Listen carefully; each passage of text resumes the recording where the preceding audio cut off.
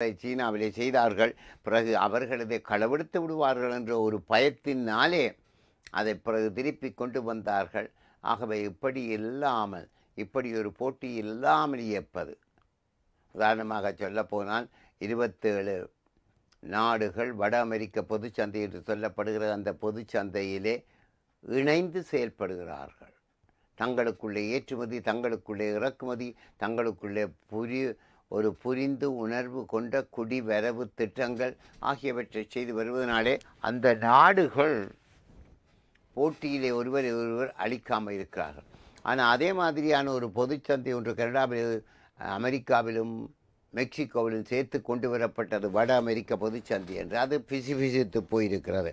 Canada தன்பாட்டிலே பல நாடுகளோடு வாங்குவது கட்டுப்படுத்துவதாக இருக்கிறது. அதே மாதிரியாக இன்னொரு புறத்திலே வாக்கப்படுகிற போது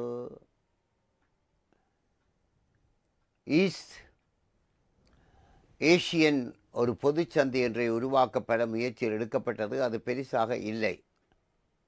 லோகநாதன் அவர்கள் இந்த பேங்க் பலவற்றிலே பெரிய பதவியில் வைத்தபோது இது பற்றிய முயற்சிகள் எடுத்தார்கள். அது பெரிசாக செய்யப்படவில்லை. அதே மாதிரி ஈஸ்ட் ஆப்பிரிக்கன் சந்தை என்ற ஒரு சந்தையை கெனியா, உகாண்டா, டன்சானியா போன்ற நாடுகள் சேர்ந்து செய்ய முயற்சி எடுத்தார்கள். அதுவும் வெற்றி காணவில்லை. ஐரோப்பிய யூனியன் ஒன்று தான் திடகாத்திரமாக செயல்பட்டு கொண்டு வருகிறது. அப்படி இருக்கிற போது இந்த உலக பொருளாதார நிலைப்பாட்டிலே செல்வந்த 20 நாடுகள் கூடி கதைக்கிறார்கள். ஆனால் அவர்களுக்குள்ளே ஒரு பொதுவான வேலை திட்டம் இருப்பதாக இல்லை. அடுத்து இந்த G7 என்று சொல்லப்படுகிற செல்வந்த 20 நாடுகள் மாதிரியாக 7 நாடுகளுக்கிடையே ஒரு விதமான புரிந்து உணர்வு இருக்கிறது. ஆகவே சீனா இப்பொழுது அமெரிக்காவோடு கொண்டிருக்கின்ற அந்த உறவு முறையிலே குறிப்பிட்டதாக இருக்கின்ற இந்த புரிந்து உணர்வோடு நாங்கள் செயல்பட்டு கொள்ளுவோம் என்பதினாலே ஆக்கப்பணிகள் பகிரப்படக்கூடியது ஒன்றாக இருக்கிறது. இப்போ பார்த்தா சீனாவினுடைய இந்த பேட்டரி கார்கள் அமெரிக்காவிலே டெஸ்லாவானால் உற்பத்தி செய்யப்படுகிற பேட்டரி காரோட படுமலிவாக இருக்கிறது. அப்படியானால் அந்த துறையிலே சீனாவிடம் விட்டு வேறு ஒரு பொருளை அமெரிக்கா எடுத்து செய்வதாக முடியுமா என்ற ஒரு கேள்வியும் எழுகிறது.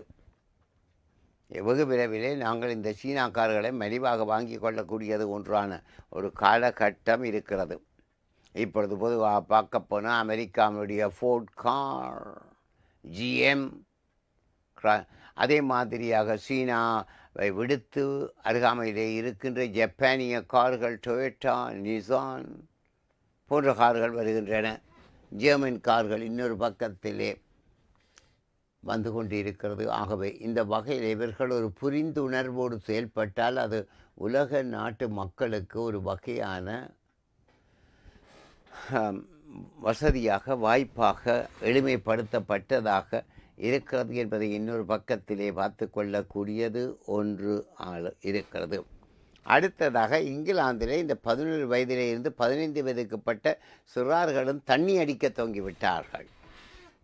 தண்ணி அடிப்பதென்று விளையாட்டு தண்ணி அல்ல, ஆல்கஹால் பாவிக்க தொடங்கிவிட்டார்கள். அப்படியான பிள்ளைகளை அதிலே இருந்து தடுத்து கொள்வதற்கான முயற்சிகளை அந்த அரசாங்கம் எடுத்து வருகின்றது ஆகும்.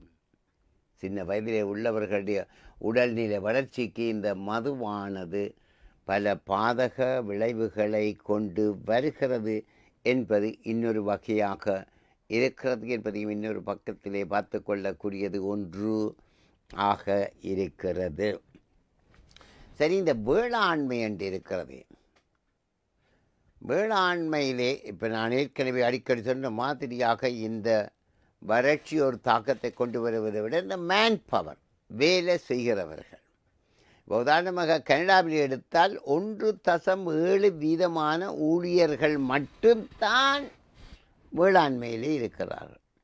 கனடாவில் 40 மில்லியன் மக்கள் இருக்கிறார்கள். அதிலே முதியவர்கள் சிறார்களை கழித்து பார்த்தால் ஒரு 17 மில்லியனுக்கு கிட்டத்தான் உழைப்பாளிகளாக இருக்கிறார்கள்.